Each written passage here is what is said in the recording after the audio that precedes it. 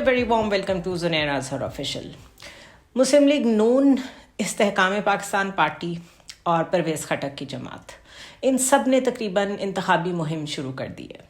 इस वक्त बड़ा एक क्लियर कट सा मैसेज है. पॉलिटिकल पार्टीज़ को पता है किसकी कहाँ पे जगह है, किसको सिस्टम में कबूलियत हासिल है, मकबूलियत किसके पास है. Everything is pre decided. सो एक और इलेक्शन ऐसा होने जा रहा है जिसमें भी ऑलरेडी नो कि उसका रिज़ल्ट क्या होगा.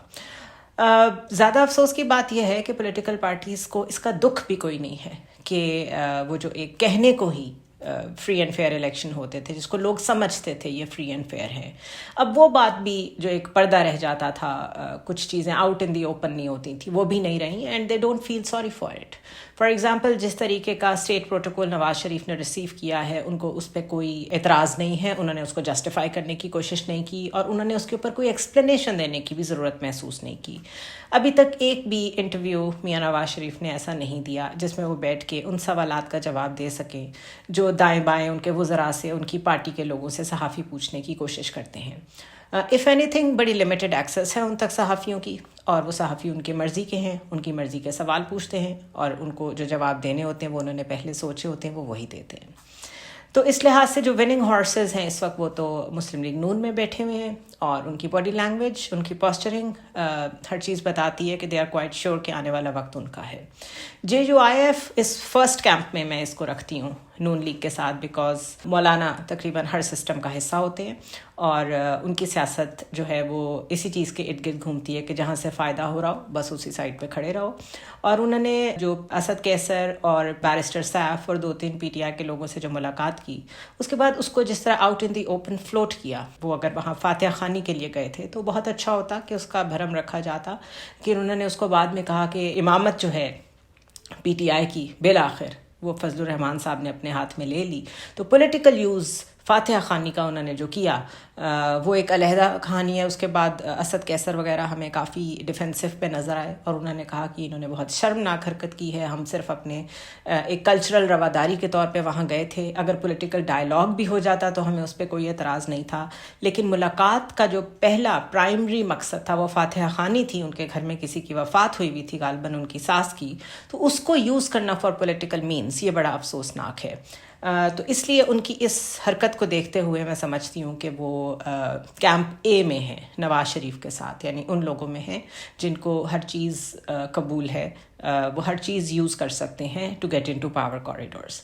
कैंप नंबर 2 की अगर बात करें तो उसमें आपको JDA नज़र आएगी और आपको MQM नज़र आएगी, BAP नज़र आएगी. ये वो पार्टीज़ हैं जिनको सिर्फ ये देखना है कि किस तरफ को हवा चल रही है, ये उस तरफ खुद ही चले जाएंगे. इनको बहुत ज़्यादा पॉलिटिकल कैंपेनिंग करने की ज़रूरत नहीं है और इनकी पॉलिटिकल कैंपेन कभी भी कोई बहुत नेशनल लेवल पे हुई भी नहीं, क्योंकि असल में ये रीजनल जमातें हैं. थर्ड कैंप में इस वक्त PPP, पीपल्स पार्टी और PTI इकट्ठे हैं. Why I say this? Because PTI तो एक क्रैकडाउन का शिकार है, उस पर तो जवाल आया हुआ है. उनके जो चेयरमैन हैं इमरान खान, वो बड़े सीरियस केसेस में जेल के पीछे हैं और जिस तरीके से हालात हमारे सामने हैं उसमें साफ पता चलता है कि उनको सज़ा हो जाएगी, आज नहीं तो कल, और बहुत लंबे अरसे तक उनको अंदर रखने का प्रोग्राम है. उसकी वजह यह है कि अगर नवाज शरीफ ने जीतना है तो जो उनका सबसे बड़ा राइवल है और उसकी मकबूलियत भी है, उसको जेल के अंदर होना चाहिए. तो इसलिए पीपल्स पार्टी के साथ मैंने इनको रखा है. दूसरी रीज़न मैंने पीपल्स पार्टी के साथ उनको क्यों रखा है वो इसलिए बिकॉज़ तकरीबन कोई 4 दिन पहले खुर्शीद शाह साहब ने माफ़ी मांगी लोगों से कि हमें माफ़ कर दें, हमने PDM का साथ दिया. और उसके बाद उन्होंने ये भी कहा कि हाँ ये फिक्स्ड मैच था, हमने सिर्फ कोशिश की कि इसको आईनी कवर दे दें जो वोट ऑफ नो कॉन्फिडेंस था. तो हुआ ये है कि Nawaz Sharif is now planning कि वो बलूचिस्तान में भी कोई अलायंसेस बनाएं और इसके अलावा सिंध में भी अलायंसेस बनाएं. तो इस दफ़ा जब वो आएँ तो जो 2/3 मेजॉरिटी उनके पास हो वो सिर्फ पंजाब और सेंटर में ना हो, बल्कि उनके जो एफिलिएट्स हैं, उनकी जो पार्टीज़ हैं, वो एक्सटेंड करें बलूचिस्तान में भी और सिंध में भी. तो सिंध में बहुत बड़ा अगर किसी को ख़तरा था पीपल्स पार्टी को तो वो PTI से था.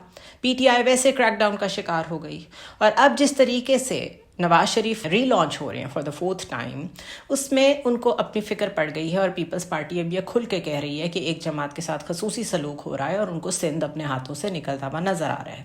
یہ ہے تقریباً سارا منظرنامہ۔ اس وجہ سے آپ کو پیپلز پارٹی کی پوسچرنگ ایسی لگے گی کہ وہ تھوڑا تھوڑا بولنے کی کوشش تو کرتے ہیں، لیکن نیب کیسز کی وجہ سے بہت زیادہ بول نہیں پاتے۔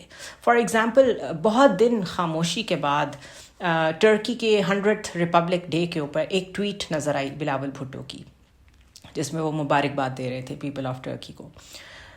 لیکن پیلسٹائن کا ایشو ہوا، بے شمار مستقل قانونی معاملات ملک میں چل رہے ہیں، کانسٹیٹیوشنل ایشوز چل رہے ہیں، ڈبیٹس چل رہی ہیں، کسی پہ آپ کو بلاول بھٹو کا کوئی کامنٹ نظر نہیں آئے گا، وہ بالکل خاموش بیٹھے ہیں۔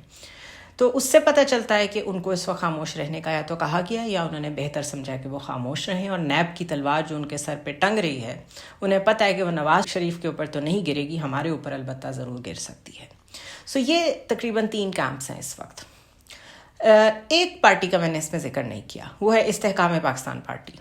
یہ وہ الیکٹیبلز ہیں جو تقریباً لاسٹ 40 ایئرس سے، تقریباً جتنی پرانی سیاست نواز شریف کی ہے اتنے ہی پرانے لوگ ہیں، اپنے علاقے کے الیکٹیبلز ہیں، اسٹرانگ الیکٹیبلز ہیں، اور ہمیشہ جس پارٹی میں شامل کر دیے جاتے ہیں وہ پارٹی جیت ہی رہی ہوتی ہے۔ اس دفعہ صرف میرا خیال ہے اسٹیٹس کو میں فرق یہ آیا ہے کہ نواز شریف کی پارٹی میں ان کو شمولیت نہیں کرائی گئی، بلکہ پی ٹی آئی کا زور کم کرنے کے لیے یا پی ٹی آئی کو منظرنامے سے غائب کرنے کے لیے وہ فیسز جو پہلے پی ٹی آئی میں تھے اور الیکٹیبلز تھے ان کو اٹھا کے ایک نئی پارٹی بنا دی گئی ہے۔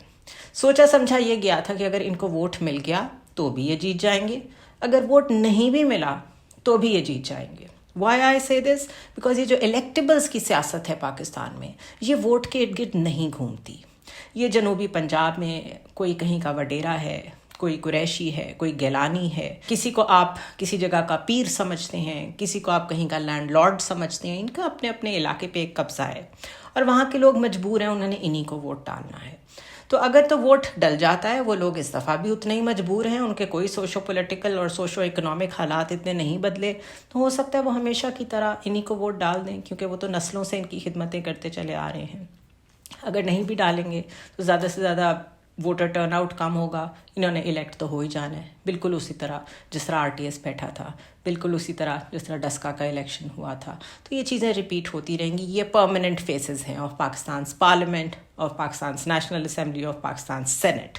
تو یہ جو IPP ہے، اس نے جو پچھلے دنوں اپنا ایک جلسہ کیا، اس میں کارنر میں ایک کیمپ لگایا ہوا تھا، جہاں سے لوگوں کو تھا کہ آپ یہاں سے پیسے ریسیو کر لیں، کہ پیسے ریسیو کریں آنے کے، اور اس کے بعد جا کے جلسے میں بیٹھ جائیں۔ اس کے باوجود علیم خان اور جہانگیر ترین کے ہوتے ہوئے بھی ان کا پہلا جلسہ تھا، پنڈال کو بھر نہیں سکے، لوگوں کو پیسے دینے پڑے۔ سیکنڈ لیول پہ میں آتی ہوں، جو بہت ہی ایک ڈپریسنگ بات ہے، اور ایک یوں لگا مجھے کہ انسانیت کا مذاق اڑانے والی بات ہے۔ وہ یہ ہے کہ چاہے نواز شریف کا جلسہ تھا، چاہے یہ استحکام پاکستان پارٹی کا جلسہ تھا، کہیں تو لوگوں کو بائکس بانٹی جا رہی ہیں، کہیں لوگوں کو جنت کے ٹکٹ دیے جا رہے ہیں، کہیں پہ لوگوں کو کھانا دیا جا رہا ہے، اور کھانا کھاتے ہوئے جو لوگوں کی حالات ہیں، اس کے بعد جو ان سے وہاں پہ موجود گراؤنڈ پہ رپورٹرز نے بات چیت کی، تو لوگ کھانے کے لیے کہیں بھی جانے کو تیار ہیں۔ تو یہ غربت کا بدترین مذاق ہے، سب سے بڑی بات۔ دوسری چیز یہ کہ کیش دینے پہ آ گئے۔ استحکام پاکستان پارٹی والوں نے کہا کہ وہ آپٹیکلی بڑا برا لگتا ہے، آپ کھانا دے رہے ہیں، ان کو پیسے دے دیں۔ پیسے بھی دے رہے ہیں تو آپ لوگوں کو فقیر بنا رہے ہیں کہ ہمارے جلسے میں آ جائیں، پیسے لے لیں۔ لوگ شعور کے اس لیول پہ ہیں۔ یہ یاد رکھیں کہ شعور صرف کوئی پڑھنے لکھنے سے نہیں آتا۔ آپ نے بھوک دیکھی ہو، آپ نے غربت دیکھی ہو، آپ نے اپنے سامنے اپنی فیملیز کو غربت کی وجہ سے سفر کرتے دیکھا ہو، آپ نے خود سفر کیا ہو، آپ نے یہ دیکھا ہو کہ کچھ لوگوں کے پاس تو اتنا ہے کہ وہ روز شام کو نکل کر کافی ہاؤسز میں بیٹھتے ہیں، بڑی بڑی گاڑیوں میں پھرتے ہیں، ان کے پاس پیٹرول کے لیے بھی کوئی مسئلہ نہیں ہے کہ پیسے ہیں یا نہیں ہیں۔ اور کہاں ہم ہیں، ہمیں ایک سائیکل خریدنے کے لیے بھی سوچنا پڑتا ہے، ہمیں بچوں کو اسکول بھیجتے ہوئے بھی سوچنا پڑتا ہے کہ کیا ان کو اٹھا لیں اسکول سے، اب خرچہ بہت بڑھ گیا ہے، پتہ نہیں آج کی مزدوری اتنی ہوگی کہ 3 وقت کا کھانا پورا ہو سکے یا نہیں۔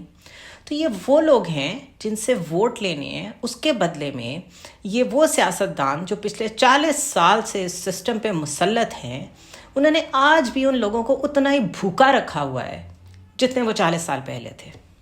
وہ آج بھی سمجھتے ہیں کہ ان کو ایک وقت کا کھانا دے کے ہم ان سے ووٹ لے سکتے ہیں، اور وہ ویسا کر رہے ہیں۔ ان لوگوں کو یہ شعور آ گیا ہے کہ ان کے ساتھ یہ کیا ہو رہا ہے، اور اس کی نشانی یہ ہے کہ جب گراؤنڈ پہ رپورٹرز جا کے ان سے پوچھتے ہیں کہ آپ اس جلسے میں کیوں آئے ہیں، وہ بتا دیتے ہیں کہ ہم کھانے کے لیے آئے ہیں یا پیسے کے لیے آئے ہیں، اور جب ان سے پوچھتے ہیں آپ ووٹ کس کو ڈالیں گے تو انہیں ایگزیکٹلی پتا ہوتا ہے کہ ووٹ انہوں نے کس کو ڈالنا ہے۔ سو آپ نے ایک مینیپولیٹو سوسائٹی کریٹ کر دی ہے، آپ نے ایک اسٹریسفل انوائرمنٹ کریٹ کر دی ہے جس میں لوگوں کے مینٹل ہیلتھ اور اسٹریس کے ایشوز ہیں بھوک کی وجہ سے۔ یہ آپ لوگ نوٹ کریں گے تھوڑے عرصے میں، اللہ نہ کرے معاملات اس طرف جائیں، لیکن ملکوں میں، دنیا میں، ہسٹری میں یہ ہوا ہے کہ پھر لوگ سول وار کی طرف جاتے ہیں۔ اور سول وار یہ نہیں ہوتی کہ کسی نے گن اٹھا لی یا کسی ملیشیا نے حملہ کر دیا یا کوئی سیپریٹزم سٹارٹ ہو گیا۔ سول وار یہ بھی ہوتی ہے کہ آپ پھر اپنے سے بہتر لوگوں کے اوپر حملے کرنا شروع کر دیتے ہیں، آپ ان سے چھیننا چاہتے ہیں وہ سب کچھ جو آپ کے پاس نہیں ہے، جس کے لیے آپ نے اتنے برسوں محنت کی، اپنے بچوں کو پڑھایا، لیکن ان کے لیے نوکریاں آج بھی نہیں ہیں۔ وہ نوکریاں نہ ہونے کی وجہ سے ایم اے پاس ہو کے بھی کلرک بھرتی ہوئے ہیں، ان کو رشوتیں لینی پڑتی ہیں۔ اور یہ تو چلیں، میں پھر بھی ایک ایسی کلاس کی بات کر رہی ہوں جو پڑھ لکھ گئی اور کسی پبلک سروس آفس تک پہنچ گئی۔ آپ انفارمل اکانومی میں جائیں جہاں پہ جتنا روز کمائیں گے اتنا کھا لیں گے۔ کوئی سبزی والا ہے، کوئی ریڑھی والا ہے، کوئی دالیں بیچ رہا ہے، کوئی گتا بیچ رہا ہے، کوئی کتابیں بیچ رہا ہے، پرانی کتابیں۔ انفارمل اکانومی کی تو ایک حالت ہی بری ہے، اور اس کو تو کبھی کاؤنٹ ہی نہیں کیا جاتا، وہ ہمیشہ گرے میں رہتی ہے۔ تو یہ جو ووٹ بینک آپ لے رہے ہیں لوگوں سے، اکٹھا کر رہے ہیں اپنے لیے، پھر ووٹ لے کے ان سیٹوں پہ بیٹھ کے ان کے لیے آپ کام نہیں کرتے۔ ان کے لیے کام کرنا تو دور کی بات ہے، اس کے بعد وہ کہانی شروع ہوتی ہے جو پی آئی اے اور ریلویز تک جاتی ہے کہ آپ سیاست کو یوز کرتے ہیں کک بیکس کے لیے، اپنے من پسند لوگوں کی پولیس میں بھرتیاں کی، پی آئی اے میں بھرتی کی، ریلویز میں بھرتی کی، سیاسی بھرتیاں کرتے کرتے اس میں اندر اتنے لوگ اکٹھے ہو گئے، اس کا حجم اتنا بڑھ گیا کہ وہ سسٹینیبل ہی نہیں رہا وہ ڈپارٹمنٹ۔ اس کے بعد اندر کرپشن اتنی زیادہ ہو گئی کہ وہ کنٹرول میں ہی نہیں، کبھی کوشش ہی نہیں کی۔ مرضی کے پی آئی اے کے چیئرمین، مرضی کے واپڈا کے چیئرمین، مرضی کی اپوائنٹمنٹس ہر پولیٹیکل پارٹی کو چاہیے ہوتی ہے۔ کیوں؟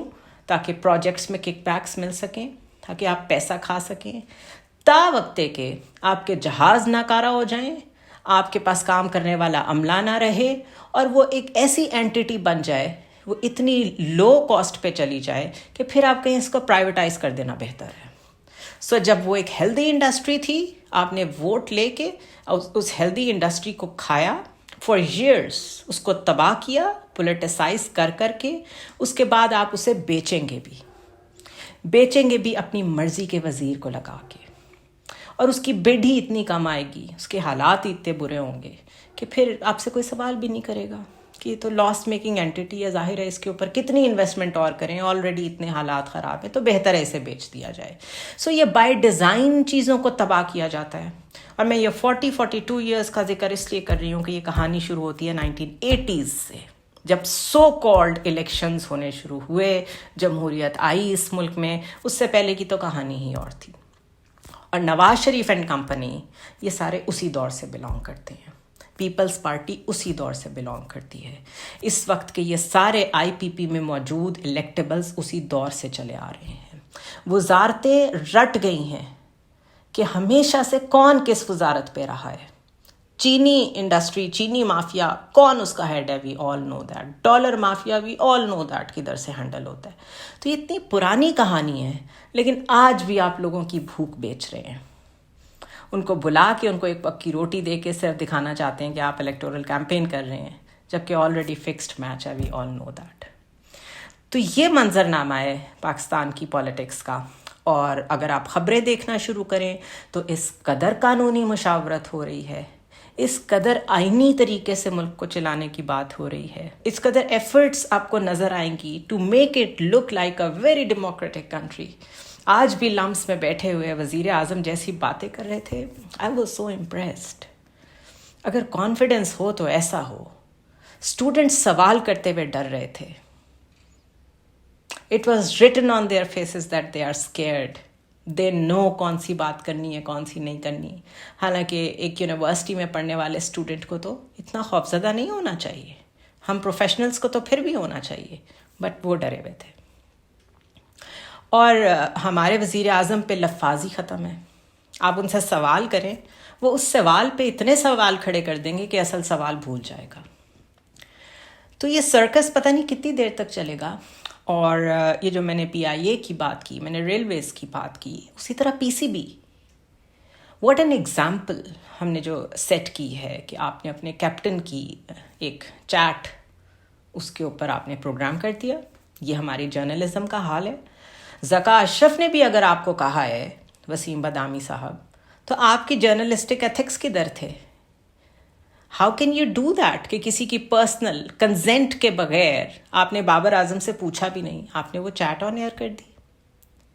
और उसके बाद ज़का अशरफ ने जो इंटरव्यू दिया शोएब जट साहब को, आपको लगता है इस तरह नाम बनाया जा सकता है? एक इंटरव्यू कर लिया, कुछ कंट्रोवर्सी क्रिएट कर दी, उसके बाद पीछे से बैठ के आई एम टेलिंग यू, ये लोग इतने खुश हो रहे होते हैं, बेशक नेगेटिव इनको कमेंट्री मिल रही हो, लोगों के जो कमेंट्स आ रहे होते हैं, they feel oh wow we at least garnered some viewership.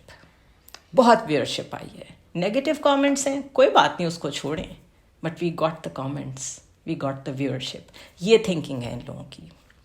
तो इसलिए जो लोग अपनी एनर्जी वेस्ट करते हैं इन लोगों को ये कह के कि आपने गलत किया, उनको ये नहीं मालूम, वो उसको भी इंजॉय कर रहे होते हैं. और जिस तरीके से PCB की हालत हो गई है, मुझे बड़ी अच्छी तरह पता है. नजम सेठी साहब, बेशक लोगों को उनके पॉलिटिकल व्यूज से इख्तलाफ हो, बेहतरीन काम कर रहे थे. ही actually fought a lot for Pakistan BCCI के आगे और मुख्तलिफ इंटरनेशनल फोरम्स पे जाके. और उनको हटाने के लिए जरदारी साहब ने इस कदर प्रेशर माउंट किया हुआ था शहबाज शरीफ साहब पे कि मेरा बंदा लगाएं. और वो क्यों लगाना था वो भी मैं आपको बता देती हूँ. It is not that they want to serve, it is not that they want to improvise the cricket, या PCB को कोई बड़ा, ये कोई ज़बरदस्त सा क्रिकेट का इदारा बनाना चाहते हैं कि पाकिस्तान का नाम होगा. फंड्स में इंटरेस्ट है. जैसे PIA में इंटरेस्ट था, जिस तरह रेलवेज़ में इंटरेस्ट था, जिस तरह स्टील मिल में इंटरेस्ट था, उसी तरह इसमें भी पैसा बहुत है. इसलिए यहाँ पे अपनी मर्जी का चेयरमैन चाहिए. And I will share with you someday the details कि PCB कितना महंगा इदारा है, तनख्वाहें कितनी हैं, कितने बोर्ड मेंबर्स हैं. उसके बाद उन्होंने सवालात खड़े कर दिए. फिटनेस भी ठीक नहीं हमारे खिलाड़ियों की, आप उनको लीग्स में ना खेलने दिया करें. You can't stop it, you can't stop a cricketer to make a living. आप सिर्फ अपना काम लें, अगर वो आपको ठीक काम करके दे रहा है, यू कांट स्टॉप देम. तो आप उन्हें पैसे भी नहीं दे रहे, आप उन्हें कॉन्फिडेंस भी नहीं दे रहे हैं, आप उनको मोरल भी नहीं बूस्ट कर रहे हैं, और आप साथ साथ कह रहे हैं इनको लीग भी ना खेलने दें. साथ साथ कह दिया कि जो लेटेस्ट दुनिया में इस दौर की जो क्रिकेट है हम उससे बहुत दूर हैं. यानी सारी बातें आपने ये कह दी कि असल में तो सारा स्ट्रक्चर ही ख़राब है. तो what are you doing? You should have resigned, और you should have said this before the world cup. तो इसलिए क्रिकेट से लेके सियासत तक, यू नेम इट, हमारे स्पोर्ट्समैन बेचारे ये इतने छोटे घरों से आते हैं, इनको ट्रेनिंग्स चाहिए होती हैं, इनको ग्रूमिंग चाहिए होती है to represent themselves well in the world. और फिर हम मजाक उड़ाते हैं कि अंग्रेज़ी ठीक नहीं है. आप उनको ग्रूम नहीं कर पाए, आपकी गलती है. आपको नहीं पता उन्होंने इंटरनेशनली रिप्रेजेंट करना है आपके मुल्क को, तो कौन कौन सी रिक्वायरमेंट्स होंगी. सो इसलिए मैंने आज ये लिस्ट बनाई थी कि हमने किस तरीके से इस मुल्क को तकरीबन हर एंगल से वी मेड श्योर कि ये अपने पैरों पे खड़ा ना हो, कम से कम लोग अपने पैरों पे खड़े ना हो. ये सिर्फ कोई 400-500 लोग हैं, ख़ानदान हैं जिनका कब्ज़ा रहे इस पर. और अगर कोई उसमें से भी बाहर जाने की कोशिश करेगा तो उसको भी ऐसा सबक सिखाएंगे कि वो आजकल सब देख रहे हैं. Last but not the least, मौलाना तारिक जमील के बेटे की जो वफ़ात हुई है. हम इस कदर जालिम लोग हैं, हम किसी की डेथ को भी नहीं बख्शते. लोगों ने लिखा कि अच्छा दूसरों को आप दीन सिखाते रहे, अपने बच्चे के डिप्रेशन का इलाज नहीं कर सके. शर्म का मकाम है. ये वक्त किसी पे भी आ सकता है. Mental health, depression, stress, anxiety, this is real, this is so real कि अभी जब मैं बात कर रही हूँ, I know a lot of people who are in denial and they are suffering. बाहर के मुल्कों में if you have anxiety, आपको रेस्ट पे भेज दिया जाता है, आपका ख़ास ख्याल रखा जाता है. आपका GP, आपका जर्नल फिजिशियन या आपका जो भी डॉक्टर होता है, he takes you very seriously. आपको थेरेपी रिकमेंड की जाती है. What is therapy? Therapy is that you sit and talk to someone who is professional, جس کو آپ یہ بتا سکیں آپ کو کون سی ایسی چیزیں بادر کر رہی ہیں جس سے آپ کانسٹنٹ اسٹریس میں جا رہے ہیں. اسٹریس کی ہائیسٹ فارم ہے ڈپریشن, ڈپریشن کی ہائیسٹ فارم ہے سوسائڈ. اور ہمارے یہاں پہ ایسے لوگ بھی ہیں جو نہ صرف یہ کہ اس کو مانتے ہی نہیں ہے کہ اس نام کی کوئی چیز ہوتی ہے, بلکہ جو مانتا ہے کہ مجھے ڈپریشن ہے یا مجھے اسٹریس ہے وہ اس کو بھی جج کرتے ہیں. There are so many types of mental illnesses. دنیا اس کے اوپر میڈیسنس بنا رہی ہے, دنیا اس کے اوپر کام کر رہی ہے. 2023 کو تو جو اس کی ریزولوشنز آئی تھیں کہ 2023 میں یورپ اینڈ امریکہ یہ لوگ کس چیز پہ فوکس کریں گے, تو انہوں نے کہا تھا psychedelic medicines. We will make sure کہ لوگ مینٹلی سفر کرنا کم کریں, because at times there is chemical imbalance. وہ ٹریٹیبل ہوتا ہے, اس کے لیے دوا لینی پڑتی ہے, میڈیسن لینی پڑتی ہے. اگر لیور میں کچھ ہو سکتا ہے, اگر کڈنیز میں کچھ ہو سکتا ہے, اگر ہارٹ میں کچھ ہو سکتا ہے, اگر ہارٹ کی اوپن ہارٹ سرجری کرنی پڑ سکتی ہے کیونکہ اس میں کہیں اندر کوئی خرابی ہو گئی ہے, کوئی بلاکیج ہو گئی ہے, تو دماغ میں کیوں نہیں ہو سکتی؟ How can you rule that out? اسی طرح کیمیکل امبیلنس سے یا ہارمونل امبیلنس سے اگر اور بڑے مسئلے ہو سکتے ہیں تو اسٹریس کیوں نہیں ہو سکتا؟ اور یہ جو میڈیٹیشن ہوتی ہے, پوری دنیا کہتی ہے it comes you down. Good music, exercise, یہ ہیلدی ایکٹیویٹیز کیوں کہتے ہیں لوگ؟ اسی لیے کہتے ہیں. بٹ ہمارے ہاں کوئی موقع ہاتھ سے نہیں دیا جاتا جب اس کو کسی کے اگینسٹ یوز نہ کیا جائے. Most of the people who are in denial کہ ان کو اسٹریس ہوتا ہے یا انزائٹی ہوتی ہے, the sooner you realize it's better for your own self. Otherwise you will reach a stage جہاں پہ یہ کیوریبل بھی نہیں رہتا. لیولز اتنے ہائی ہو جاتے ہیں انزائٹی کے, کئی لوگوں کو سیجرز ہونا شروع ہو جاتے ہیں, کئی لوگ نیگیٹو تھنکنگ کی انتہا پہ پہنچ جاتے ہیں. وہ آفس انوائرمنٹ میں, گھر میں, نارمل انوائرمنٹ میں سروائیو ہی نہیں کر پاتے, ان کے ریلیشن شپس خراب ہو جاتے ہیں. So pay attention to your own self. دوسروں پہ باتیں کرنے سے پہلے اللہ تعالیٰ مولانا کے بیٹے کو جنت نصیب کرے. میتھیو پیری فرینڈس میں جو چینڈلر بنگ کا کیریکٹر تھا, اس نے ساری عمر سب کو ہنسایا. اور اگر آپ اس کی ہسٹری اگر آپ پڑھیں یا اس کی جو اپنے بارے میں لائف سٹائل کے بارے میں جو وہ باتیں کرتے تھے, he had the issues. Drug addiction تھی, he fought for it all his life. Rehabs بنائے ہوئے ہیں وہاں لوگوں نے جہاں وہ آپ کو ہیلپ کرتے ہیں ڈرگ سے آؤٹ کرنے کے لیے. سو ہم پتہ نہیں کس دنیا میں رہ رہے ہیں. And a few days back I read a quote, اور میں نے اس کو شیئر بھی کیا اپنے انسٹاگرام ہینڈل پہ, اور وہ پاکستان پہ بہت سیٹ بیٹھتا ہے, اس لیے I share it with you کہ lot of people think that the system is broken. The system is not broken, it is built this way کہ لوگ سفر کرتے رہیں دائروں میں گھومتے رہیں, کیونکہ اگر کہیں رک گئے اور انہیں اصل جگہ کا پتہ چل گیا کہ مسئلہ کہاں ہے تو وہ اس طرف آئیں گے. اس لیے the sooner you understand the system around you, how it works, کیسے یہ ساری چیزیں کیوں ایک دم سے. ہم تو 60s میں بڑا پرائڈ لیتے تھے کہ پی آئی اے نے تو ایمریٹس کو ٹرین کیا اور پتہ نہیں کس کس کو ٹرین کیا, لفتھانزا کو, دس اینڈ دیٹ. وہ آج خود بکنے پہ آ گئی. کیوں؟ There are scientific explanations to that. There are reasons behind it which are totally understandable. یہ کوئی ہوا میں نہیں ہو رہی چیزیں. تو اس لیے I will try to use this platform to dissect the issues rather than just tell you کہ آج نواز شریف نے یہ کہا, آج زرداری نے یہ کہا, آج فلاں نے یہ کہا. I would try to address the issues from a different perspective. اور ابھی فلسطین پہ بات ہونی باقی ہے. وہ اتنا کمپلیکس ایشو ہے کہ اس پہ بات کرنے کے لیے ایک سے زیادہ ویڈیوز چاہیے, اور بہت سمپلیفائی کر کے بات کرنی پڑے گی. بہت کمپلیکیٹڈ ایشو ہے. تو I'll see you tomorrow and soon we'll talk about it as well.